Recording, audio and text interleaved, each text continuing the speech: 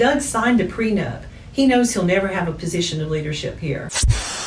Here is the sentence that reframes this entire story, and almost no one covering it has led with it. At some point before or shortly after the June 10th, 2023 wedding, Joni Lamb told her son Jonathan directly, and this is documented in multiple sources. You have been the most loyal and faithful son. You don't have nothing to fear from me, but I am putting my foot down on this. And you either come along with me or you leave. And I don't want you to leave. Reporting on Jonathan and Suzy's own account to the Roy's report. Doug signed a prenup. He knows he'll never have a position of leadership here. She said it to her son. She said it as a reassurance. She said it as evidence that she had thought this through, that the family's concern about Doug Weiss's ambitions and her network's exposure were already legally addressed. She had a document, she was saying. It was signed. The line had been drawn. Now hold that sentence.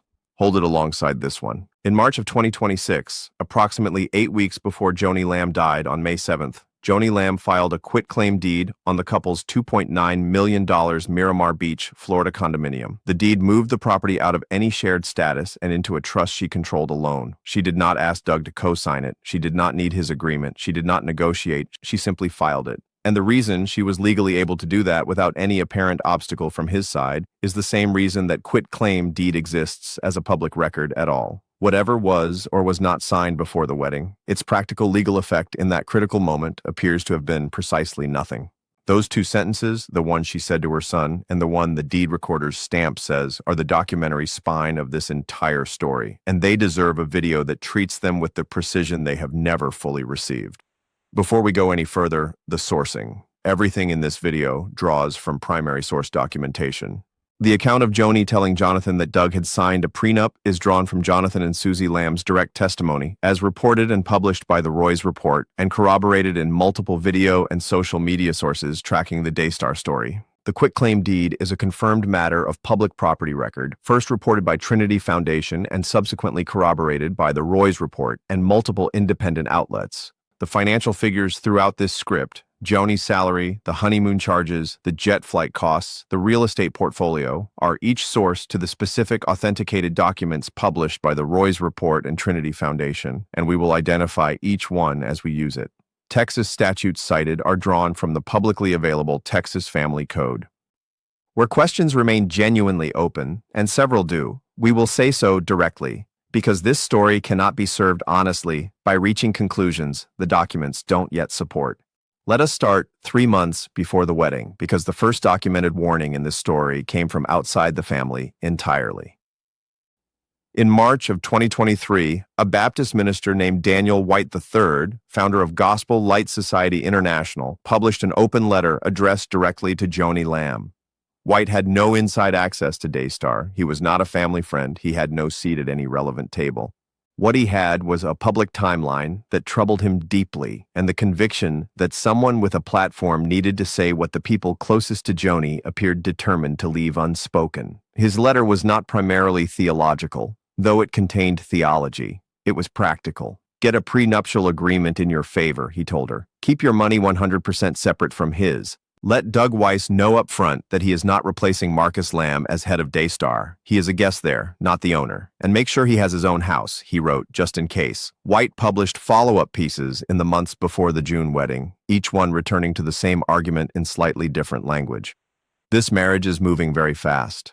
This man arrives with no comparable assets of his own. If the relationship between what belongs to the ministry and what belongs personally to Joni is not defined on paper before this begins, the absence of that paper will eventually become a problem. White was not the only voice. Rodney Howard Brown, the revivalist and pastor whom Marcus Lamb had considered a close friend and who had been deeply involved with Daystar over the years, warned Joni against the marriage before it happened. He told her, according to published reporting, that her relationship with Weiss was biblically wrong, that marrying him would be living in sin, in his view, because of the circumstances of Weiss's divorce, and that the marriage would cost her. Jonathan himself raised concerns with his mother before the wedding. Suzy raised concerns. Denise Boggs, the professional counselor who had counseled both Doug and Lisa Weiss in the period before the divorce, wrote an impassioned letter to Joni's family 2 months before the wedding, obtained and published by the Roy's report, warning that Joni had come under a spirit of deception through Weiss's influence. She called Weiss a wolf in sheep's clothing.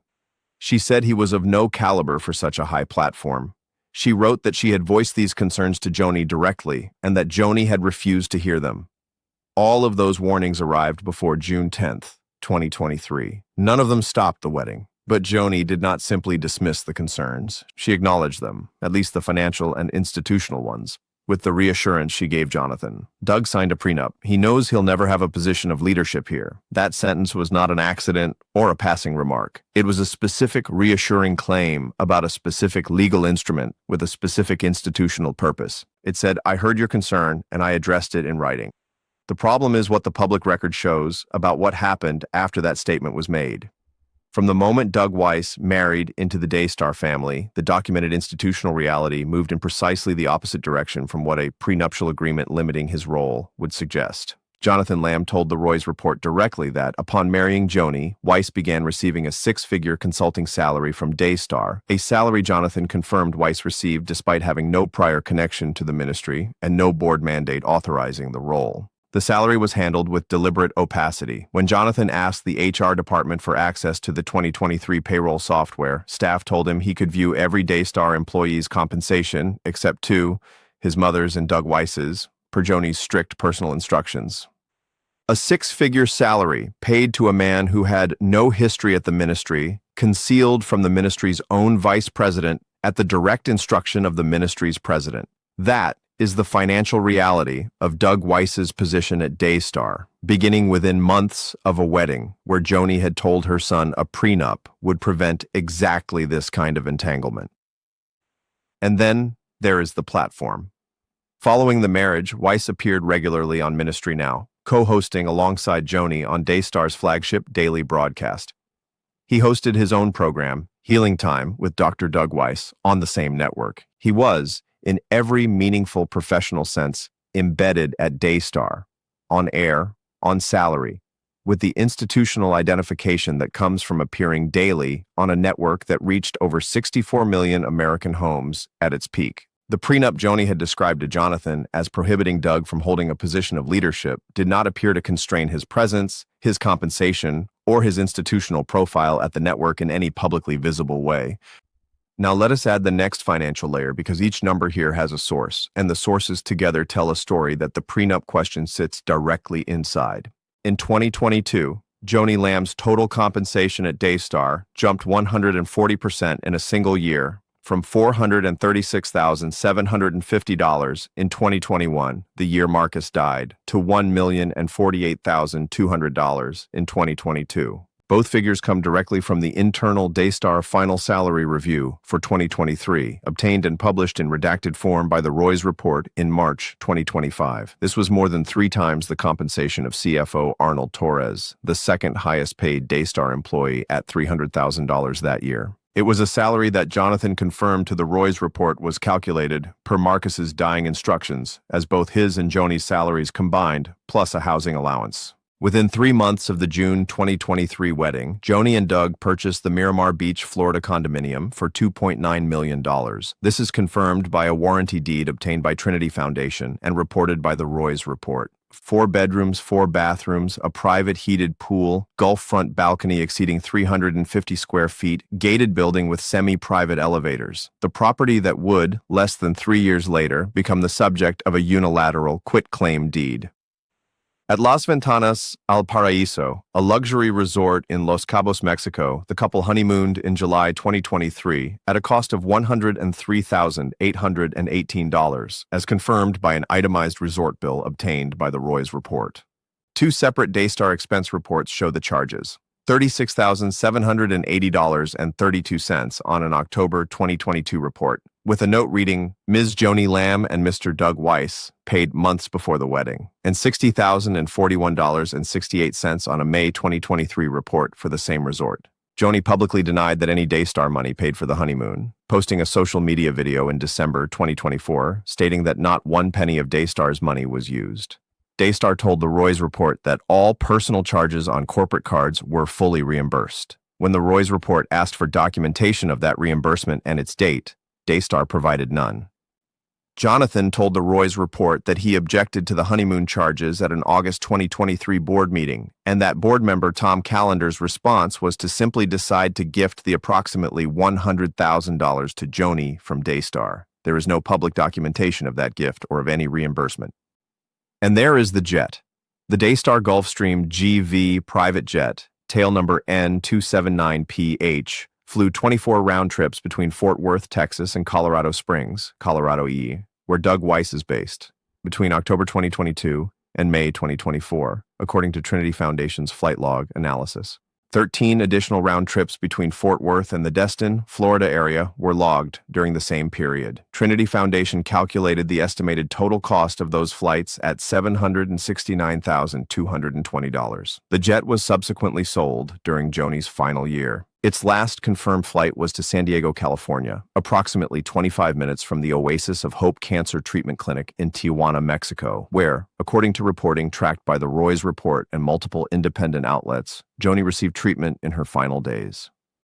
All of that financial activity, the salary, the consulting payments to Weiss, the honeymoon charges, the jet travel, the $2.9 million condo, unfolded inside a marriage that Joni had described to her son as having been legally protected by a signed prenuptial agreement. And yet, at no point in 2 years of comprehensive investigative journalism from the Roy's report, Trinity Foundation, the Fort Worth report, the Christian Post, or any other credentialed outlet has any such prenuptial agreement appeared in the public record. It has never been produced, cited, or referenced by Daystar or by Joni in any of her public statements defending her marriage and her financial conduct. The most obvious possible explanation is that the prenup was a private document and its existence simply has not been confirmed publicly. That is entirely possible. Prenuptial agreements are private legal instruments. They are not filed with any public registry in Texas unless they are subsequently litigated or referenced in divorce proceedings. Their existence depends entirely on what the parties choose to disclose. If a prenup was signed, Joni was under no legal obligation to produce it publicly. Doug Weiss has made no public statement about it. Its absence from the public record proves nothing by itself. But this is where the quitclaim deed becomes the most significant single document in this entire legal puzzle, because of what it implies about the practical legal status of whatever may or may not have been signed. In Texas, a prenuptial agreement is governed by Family Code Section 4.002 through 4.006. Under Section 4.002, the agreement must be in writing and signed by both parties. Under Section 4.003, a valid prenup may designate separate property, define the rights of each party in any property of either or both of them, agree to the disposition of property upon death or other events, and limit each spouse's interest in property that would otherwise be treated as community property. A properly drafted, properly executed Texas prenup can do a great deal. It can define precisely what belongs to each party, protect premarital assets, limit or eliminate the community property presumption for assets acquired during the marriage, and if that is what the parties agreed to, prevent either party from acquiring any interest in the other's separately held property. If such a document existed in this marriage, if Doug Weiss had truly signed a prenup that said he would not hold a leadership position at Daystar and would not acquire an ownership interest in Joni's separately held assets, then two things follow directly. First, the six-figure consulting salary at Daystar would represent either an independent arrangement not covered by the prenup or a de facto modification of its terms through conduct. Second, and more critically, the $2.9 million Miramar Beach Florida condominium would need to be examined under the prenup's specific language to understand whether it was separately held or jointly acquired, and if jointly acquired, whether the prenup had addressed joint acquisitions during the marriage specifically. And here is the key. If the prenup had specifically addressed the condo or similar jointly acquired properties in a way that clearly defined Doug's interest or lack thereof, Joni would not have needed to file the quitclaim deed at all. A valid prenup that stripped Doug of any claim to that property would have meant his name appearing on a title was a non-issue. The prenup would have controlled the outcome upon divorce or death, regardless of what any deed said. The very fact that Joni filed a unilateral quitclaim deed to remove his name 8 weeks before she died, using a mechanism that requires no partner consent, no negotiation, and no mutual agreement, is itself a piece of evidence about how much legal certainty she believed she had over that property through any prior agreement. You do not scramble to file a unilateral deed to protect an asset you believe is already fully protected by a signed bilateral agreement. You file a unilateral deed when you are not certain that any prior protection will hold, or when you believe the prior protection is not specific enough to cover this particular asset in this particular legal scenario. The quitclaim deed is, in the most straightforward legal reading available, evidence that Joni herself was not confident by March 2026 that whatever had been signed before the wedding was sufficient to protect that specific property. Texas Family Code Section 3.003 states plainly that property possessed by either spouse during the marriage is presumed to be community property. The burden of proving that any specific asset is separate property and therefore not subject to the community property presumption rests on the person making that claim. For assets jointly purchased during the marriage, that burden is substantial, and the Miramar Beach condo was purchased jointly during the marriage, with no prenup specifically addressing it or with a prenup whose specific language was ambiguous on the point of jointly acquired property. Doug Weiss may well have had a legally cognizable interest in that property, an interest that a quitclaim deed could attempt to extinguish unilaterally, though whether such an attempt fully resolves a surviving spouse's community property rights is a question Texas courts have not definitively answered in this specific procedural posture.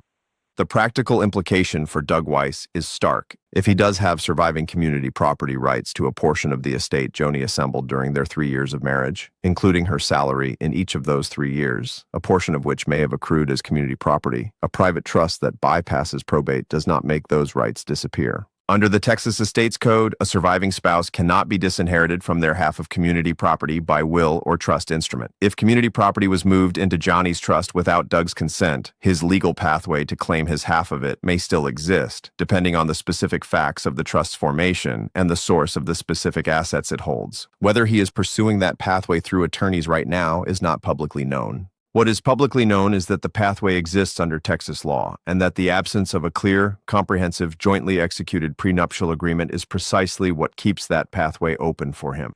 Now let us be honest about the inversion that this creates, the part of this story that no coverage has stated directly, with sufficient clarity. The warning Daniel White wrote in March 2023 has been interpreted almost universally as a warning to Joni. Protect yourself from Doug, get the prenup, draw the legal line. That interpretation is correct as far as it goes. But White's specific language cuts both ways. He told Joni that Doug should have his own house, just in case. He told her to keep her money separate from his. Both of those recommendations, taken seriously, describe a mutual clarification of legal position, not just Joni protecting herself from Doug, but each party having a defined, documented, independent legal standing that neither can unilaterally revoke. A genuine prenuptial agreement, properly drafted and executed, would have done exactly that for both parties. Joni would have known precisely which assets she retained as separate property. Doug would have known precisely what claims, if any, he could make on jointly acquired property. Neither of them would have been in a legally ambiguous gray zone 3 years into a marriage when one of them was facing a terminal health diagnosis and needed to make decisions fast. The gray zone is what neither of them fully resolved before June 10, 2023, and the gray zone is what the March 2026 quitclaim deed represents. A single unilateral action taken by a dying woman who, whatever she had signed or not signed before the wedding, did not trust that the paperwork alone would protect one specific asset from one specific outcome. You can say she was protecting her children. You can say she was expressing doubt about her husband in her final weeks. You can say she was following her own ministry's estate planning advice to ensure property goes to persons of your choosing. All three of those things can be simultaneously true. What you cannot say, looking at the deed's existence and its timing, is that she believed everything was already legally sorted. If it had been, there would be no deed to discuss. There is one more dimension to this that the script's source material named, and that deserves direct treatment, because it adds a layer of institutional credibility to the financial analysis. Doug Weiss is not a man who stumbled into his first marriage without understanding what adequate documentation looks like. He is a credentialed psychologist, licensed in Colorado since 2008, who built a professional practice around helping people rebuild marriages that were destroyed, in significant part, by a lack of honest communication and clear mutual agreements. He has written more than 40 books on marriage, intimacy, and accountability. He has charged couples up to $15,000 for 3-day and 5-day intensives at Heart to Heart Counseling Center in Colorado Springs, during which, according to 7 former female clients who spoke to the Roy's Report anonymously, they were expected to get clear on the terms of their relationships and what each party owed the other, He is, by trade, credential, and public identity, a man who believes strongly in making the terms of intimate relationships explicit. He entered a marriage with a woman whose ministry held 7 properties across 4 states, whose personal net worth was independently estimated at approximately $40 million, whose annual compensation from a single nonprofit exceeded $1 million, and whose prior marriage had produced an institution worth tens of millions in platform value alone. And he apparently did not secure a legal document defining his position within that marriage that was specific enough or comprehensive enough to prevent his own wife from removing him from a jointly purchased property with a single unilateral filing 8 weeks before she died. A marriage counselor who spent decades telling other people that they needed to get clear about the terms of their relationship, entering the most financially significant relationship of his life without the terms clearly defined on paper. The professional irony is not a small thing. It is the most documentable irony in this entire story. What was the prenup Joni told Jonathan about? 3 possibilities sit inside the verified public record. The first is that no prenup was ever signed, and Joni told Jonathan it had been in order to quiet his concerns, knowing it would be nearly impossible to disprove a private claim about a private document. The second is that a prenup was signed but was so narrowly written, addressing only Doug's leadership role at Daystar, for example, and not his financial stake in jointly acquired property, that it provided no protection for the specific scenario the quitclaim deed was responding to. The third is that a prenup was signed, was comprehensive, and Joni filed the deed out of additional caution rather than out of legal necessity, because in her final weeks, she simply wanted the certainty of a public property record rather than relying on a private contractual argument. The public record does not conclusively establish which of those 3 possibilities is true. It establishes that the quitclaim deed happened, that no prenup has appeared publicly in 2 years of intensive investigative coverage of this story, and that the financial conduct of this marriage, the consulting salary, the jet travel, the jointly purchased condo, does not visibly reflect the constraints that a comprehensive prenup limiting Doug's institutional role and financial claims would have imposed.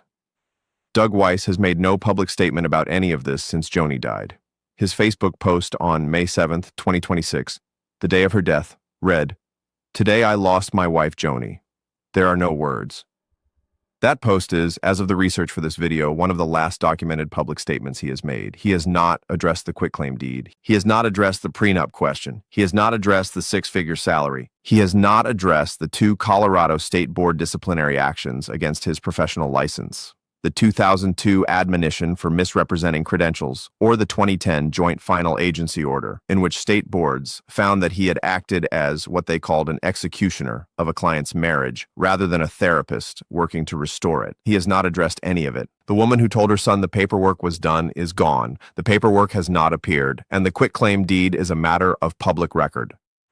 Jonathan Lamb is still waiting to hear whether the board of Daystar Television Network will honor the reported dying wish of his mother and the signed succession plan of his father, both of which pointed toward him returning to lead what they built. The board has still not publicly named its members. Daystar still does not file a Form 990.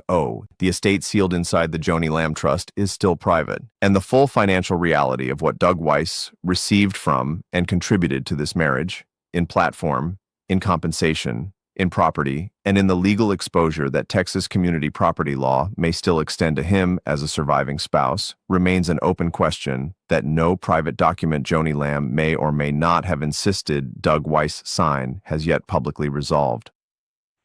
Daniel White's open letter said, "Get the prenup, keep the money separate, make him understand he is a guest." He wrote those words in March 2023. 14 months later, the Gulfstream was flying to Colorado Springs and Destin on the ministry's dime. 20 months later, Daystar's director of security was placing a GPS tracker in the vice president's car. 30 months later, the vice president was fired. 34 months later, a quitclaim deed was filed on a $2.9 million beach property. And 37 months after the letter, the woman it was addressed to was gone. The warning arrived before all of it. The paperwork that would have answered it in either direction for either party never showed up in public. And that is the document this story is still waiting on. Every primary source cited in this video is linked in the description below. If you believe ministries should be held to the same financial transparency they ask their donors to practice, subscribe to this channel and share this video with someone who needs to see it. This story is still unfolding. We will be here when it does.